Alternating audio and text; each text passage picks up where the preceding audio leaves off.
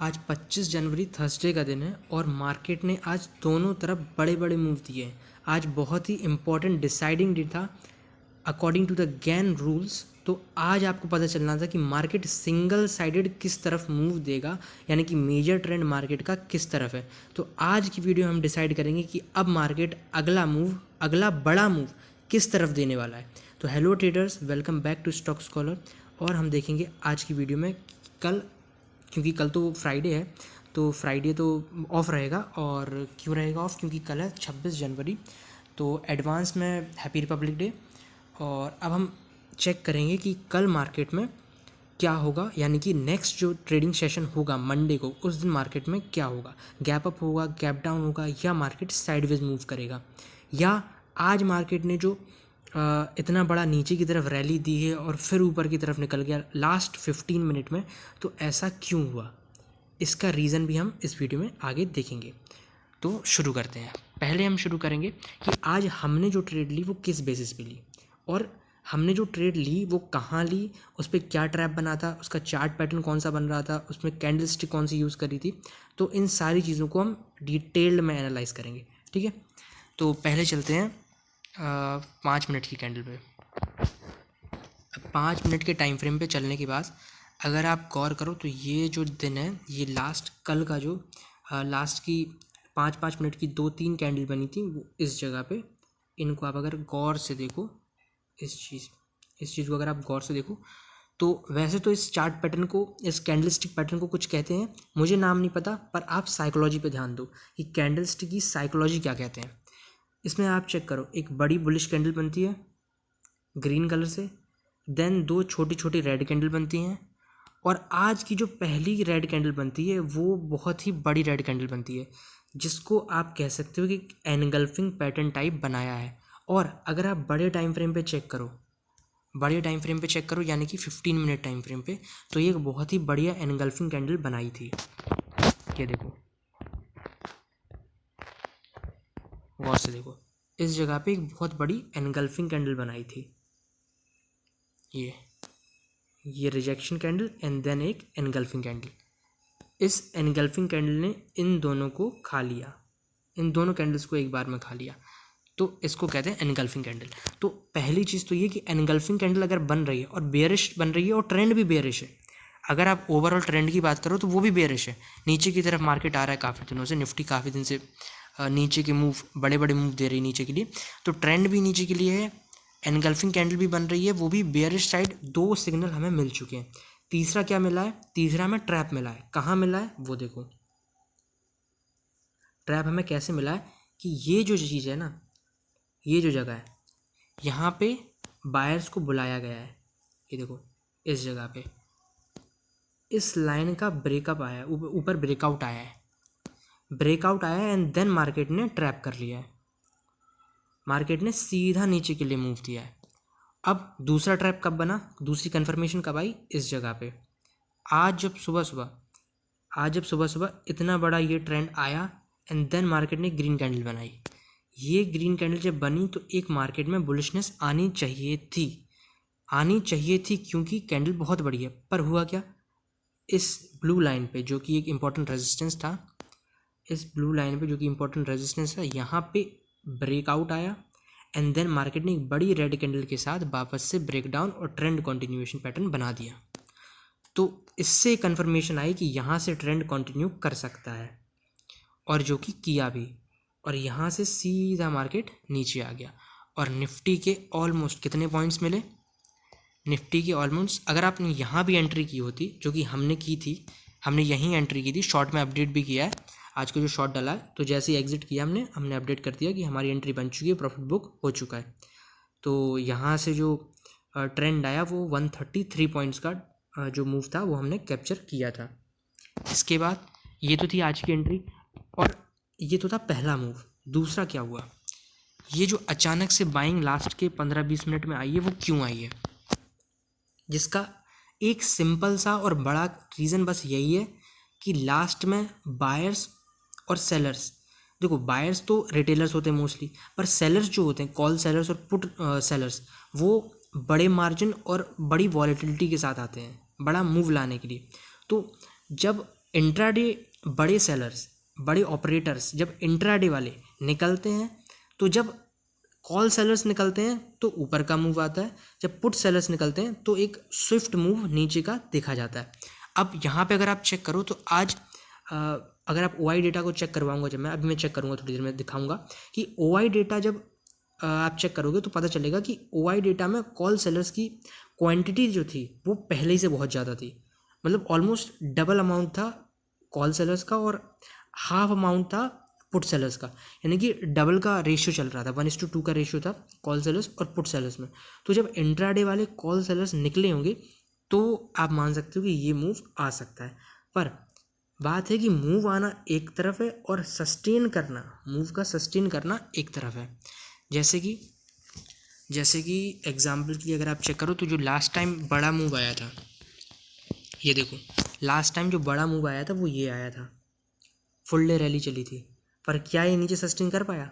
हाँ, ये यहाँ पे सस्टेन कर पाया, ये देखो इसी जगह पे। क्या ये वापस ऊपर गया? नहीं गया, यानी कि सेलर्स एक्टिव थे उस टाइम पे, यानी कि वो जो मूव था वो एक्चुअल मूव था। पर अगर आप यहाँ पे चेक करो, ये पहली बात तो उतना बड़ा मूव नहीं है। अगर आप 150-200 पॉइंट का मान के भी चल रहे हो कि ये बहुत बड़ा मूव है, तो हो सकता है कि मंडे को आप ट्रैप हो जाओ ऊपर के लिए, क्योंकि जो ट्रेंड है वो डाउन है। और अगर आपको ऊपर के लिए कन्फर्मेशन आ रही है कहीं से, बहुत हैवी कन्फर्मेशन आ रही है कि हाँ अब ट्रेंड शिफ्ट हो सकता है, तो ही आप इसमें एंटर कर सकते हो, क्योंकि अभी जो मेजर ट्रेंड है वो डाउन है। अभी आप ये नहीं कह सकते कि मार्केट ऊपर जाएगा या नहीं जाएगा या जाना ही चाहिए। इसके लिए आपको मंडे की कन्फर्मेशन लेनी ज़रूरी है। या तो मंडे को ये वाले रेजिस्टेंसेस जब टूटेंगे, जब लोअर हाइज जो ये बन रहे थे, ये वाले लोअर हाइज जो बन रहे थे, ये जब टूटेंगे तब जाके कन्फर्मेशन आएगी। जब इस रेजिस्टेंस को मार्केट ऊपर के लिए क्रॉस करेगा तब जाके कन्फर्मेशन आएगी यहाँ कहीं कि हाँ अब बायर्स एंट्री ले सकते हैं, या फिर मार्केट अब यहाँ से साइडवेज हो सकता है।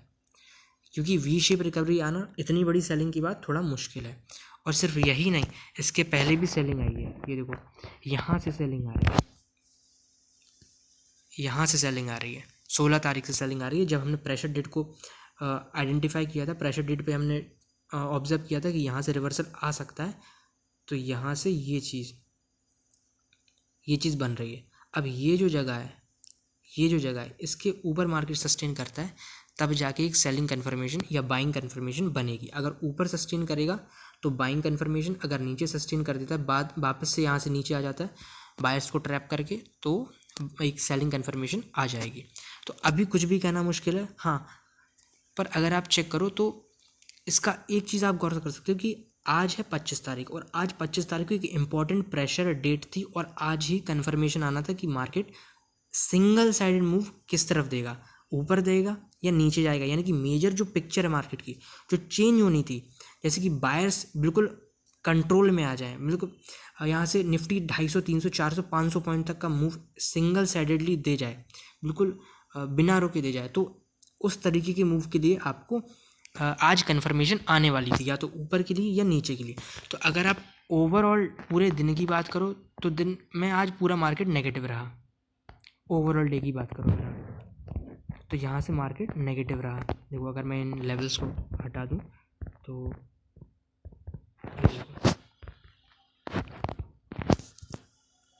देखो ओवरऑल मार्केट आज नेगेटिव रहा। 25 जनवरी 2024 को आज मार्केट ओवरऑल नेगेटिव रहा।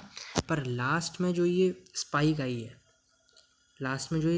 है, ये वाली, ये चीज़ थोड़ा सा डरा रही है कि हाँ यहाँ से सेलर्स जा सकते हैं, यहाँ से सेलर्स की बारी जा सकती है, यहाँ से हो सकता है कि बायर्स कंट्रोल ले लें, क्योंकि आज ट्रेंड कन्फर्मेशन डे था कि यहाँ से या तो एक बड़ा रिवर्सल यानी कि बड़ा ट्रेंड कंटिन्यूएशन देखने को मिल सकता है, जो कि सेलिंग पहले से चल रही थी, हो सकता है यहाँ से सेलिंग कंटिन्यू रहे, या फिर यहाँ से एक रिवर्सल आ सकता था। पर क्योंकि अभी कुछ ज़्यादा कुछ नहीं हुआ, क्योंकि यहाँ से एक विक भी देखने को मिल रही है। दूसरी चीज़, आज एक रेड कैंडल भी बनाई है मार्केट ने, तो कन्फर्मेशन के लिए आपको एक दिन का इंतज़ार और करना पड़ेगा।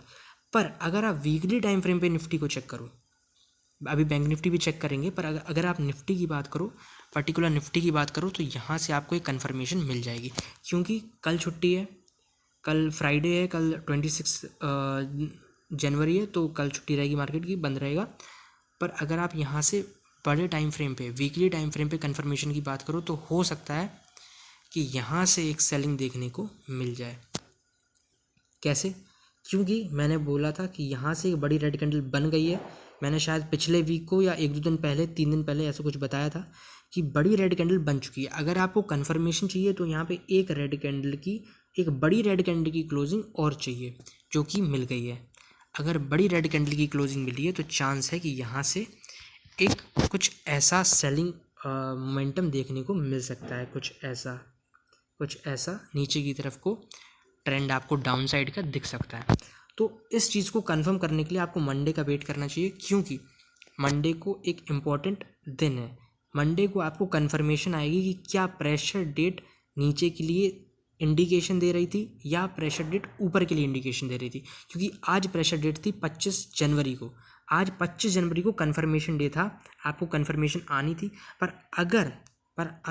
अगर ये जो कैंडल है वो कुछ ग्रीन कैंडल बनाती, ऐसी ग्रीन कैंडल बनाती, तो आपको कन्फर्मेशन आ सकती थी। पर इसने कन्फर्मेशन कैंडल कैसी बनाई है? इसने कैंडल बनाई है कुछ ऐसी सॉरी, रेड कैंडल बनाई है, ऐसी कैंडल बनाई है पर रेड कैंडल बनाई है। प्रॉब्लम ये कि अगर यही कैंडल ग्रीन होती तो एक कन्फर्मेशन आ सकती थी कि हाँ यहाँ से एक सेलिंग आनी चाहिए। पर ये रेड कैंडल है तो यहाँ से थोड़ा सा डाउटफुल है कि मार्केट यहाँ से हो सकता है कि नीचे की तरफ कंटिन्यू कर जाए, या अगर यहाँ से ऊपर भी जाना है तो यहाँ से आपको मंडे के लिए इंतज़ार करना चाहिए। अगर आप OI डेटा की बात करो तो वो मैं OI डेटा आपको दिखाता हूँ कि OI डेटा में चल क्या रहा है, जो बड़े सेलर्स या कॉल राइटर्स और पुट राइटर्स वो कर क्या रहे हैं वो दिखाता हूँ। तो ये राइटर्स का डेटा है, सेलर्स का डेटा है, ये देखो, ये कॉल सेलर्स का डेटा है, और इस जगह पे अगर आप चेक करो तो ये पुट सेलर्स का डेटा है। तो यहाँ से अब ये थोड़ा सा कंफ्यूजिंग है कि कौन सेलर है कौन बायर है, यहाँ पे कौन मार्केट को ऊपर ले जाता है कौन मार्केट को नीचे ले जाता है। ये जब मैं टेक्निकल एनालिसिस का वीडियो जब मैं डालूँगा प्रॉपर, जब टेक्निकल एनालिसिस जब बेसिक टू एडवांस का कोर्स में लेके आऊँगा, 1 बाय 1 वीडियो आपको मिलेंगी, बहुत ही अच्छी तरीके से मिलेंगी, तब उसको मैं आपको डिटेल्ड में समझाऊंगा कि कॉल सेलर्स और पुट सेलर्स में डिफरेंस क्या होता है और कॉल OI और पुट OI में क्या डिफरेंस होता है। अभी आप सिंपल से इतना समझो कि जो कॉल साइड के जो सेलर्स होते हैं वो बायर होते हैं, यानी कि वो ओवरऑल मार्केट को नीचे ले जाते हैं, सॉरी सेलर्स होते हैं और वो ओवरऑल मार्केट को नीचे ले जाते हैं। जो ये चीज़ है ये कॉल सेलर्स का डेटा है, और 31 लाख कॉल सेलर हैं, यानी कि ये मार्केट को नीचे ले जाना चाहते हैं। आप ऐसा समझो कि 31 लाख लोग ऐसे हैं जो मार्केट को नीचे ले जाना चाहते हैं। और यहीं पे अगर आप पुट सेलर्स का डेटा चेक करो तो ये देखो, पुट सेलर्स का अगर आप डेटा चेक करो तो ये 20,75,000 का है। अब पुट सेलर्स यानी कि मार्केट के बायर, ये मार्केट को ऊपर ले जाना चाहते हैं। अब इसमें आप डिफरेंस चेक करो, 20,75,000 पुट सेलर्स यानी कि बायर्स और 31,34,000 कॉल सेलर्स यानी कि सेलर्स, और 31 लाख सेलर है मार्केट में और 20 लाख बायर है मार्केट में। तो ओवरऑल अगर आप चेक करो तो ऑलमोस्ट 10 to 11 लाख का डिफरेंस है बायर्स और सेलर्स में, यानी कि 11 लाख सेलर्स ज़्यादा है, मार्केट को गिराने वाले लोग ज़्यादा हैं और मार्केट को उठाने वाले लोग कम हैं। यानी कि ओवरऑल जो ट्रेंड है वो अभी भी बेयरिश है। मार्केट में सेलिंग आई है, मार्केट गिरा है, पर फिर भी ट्रेंड ऊपर का नहीं आ सकता। क्यों नहीं आ सकता? क्योंकि यहाँ पे जो डेटा बता रहा है वो नीचे का है, जो डेटा इंडिकेट कर रहा है वो नीचे का है। चार्ट पे जो दिख रहा है वो फेक हो सकता है। लोग बोलते हैं कि प्राइस एक्शन गलत नहीं होता, वो बहुत सारी चीज़ें, पर चार्ट ट्रैप करता है, पर जो डेटा है वो कभी झूठ नहीं बोलता, क्योंकि जो खरीद रहा है वो दिख रहा है, जो बेच रहा है वो दिख रहा है। तो जो यहाँ पे दिख रहा है वो रियलिटी है, यानी कि जो ले जा रहे हैं वो सेलर्स हैं, यानी कि जो मार्केट को अभी लीड कर रहे हैं वो सेलर्स हैं। तो अब कैसे हैं ये चार्ट पे दिखाऊंगा मैं। और अब बात करते हैं बैंक निफ्टी की।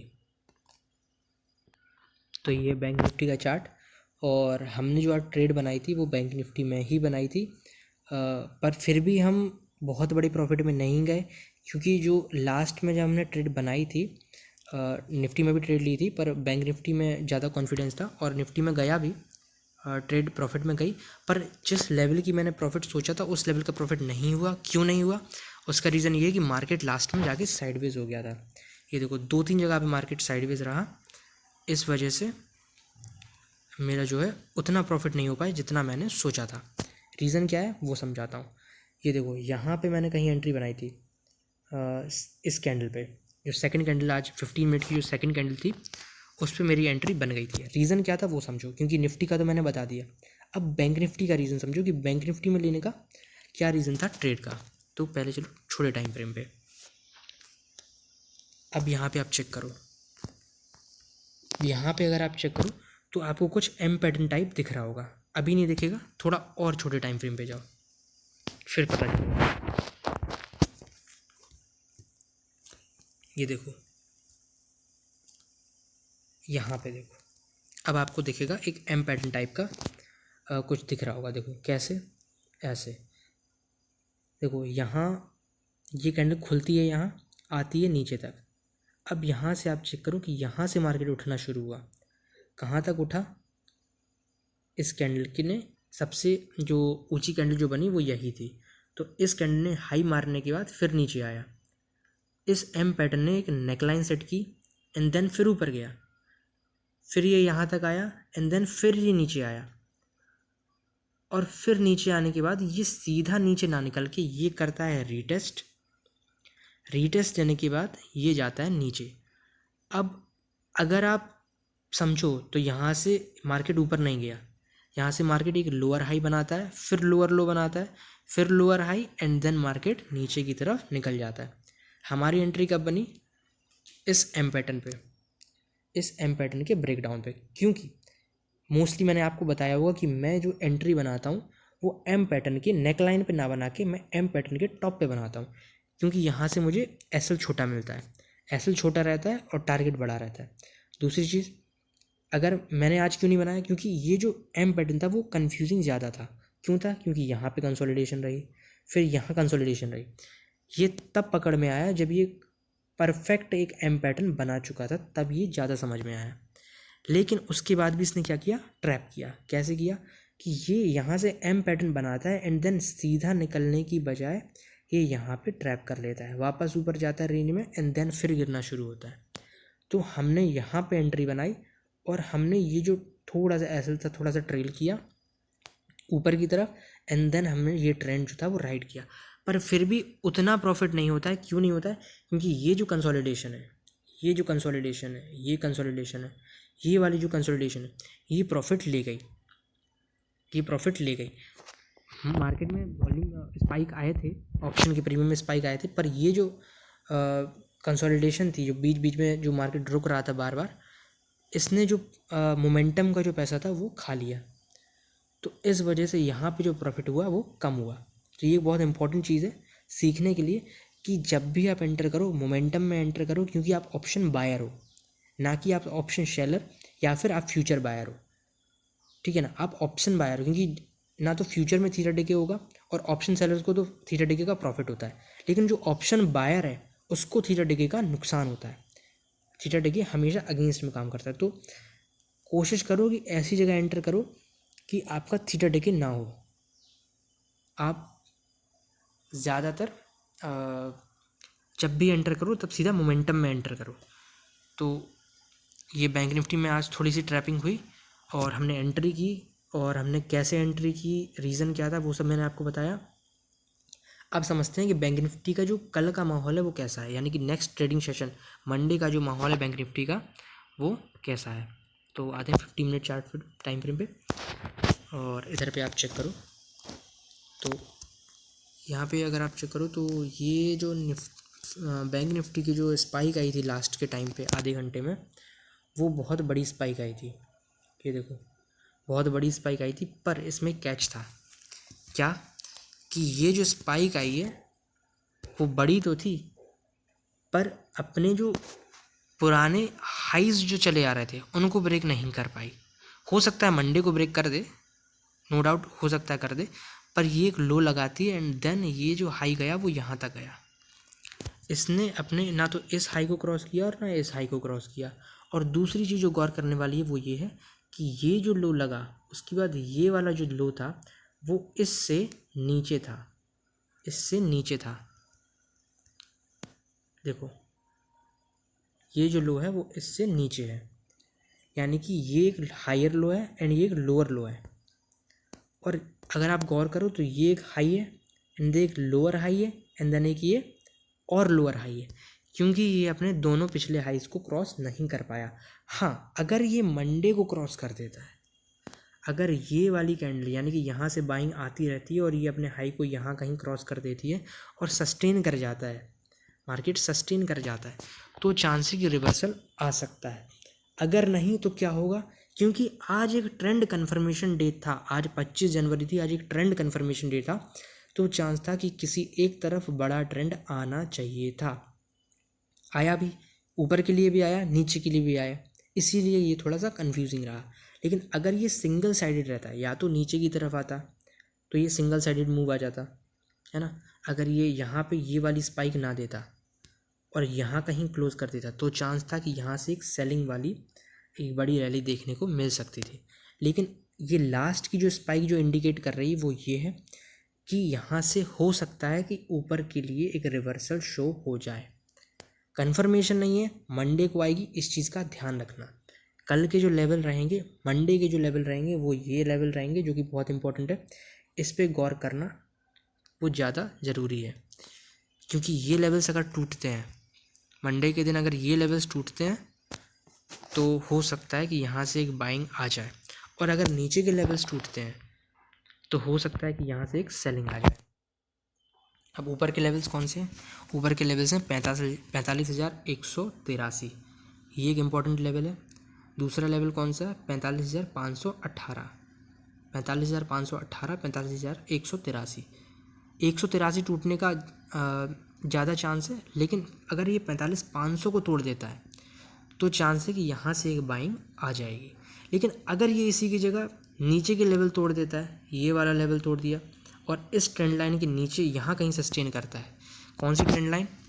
इस ट्रेंड लाइन को देखो, ये एक मेजर ट्रेंड लाइन जा रही है, यहाँ से काफ़ी टाइम से फॉलो हो रही है। अगर आप डे लेवल टाइम फ्रेम भी चेक करो तो काफ़ी टाइम से ये फॉलो हो रही है ट्रेंड लाइन। ये देखो, अगर यहाँ से आप गौर करो,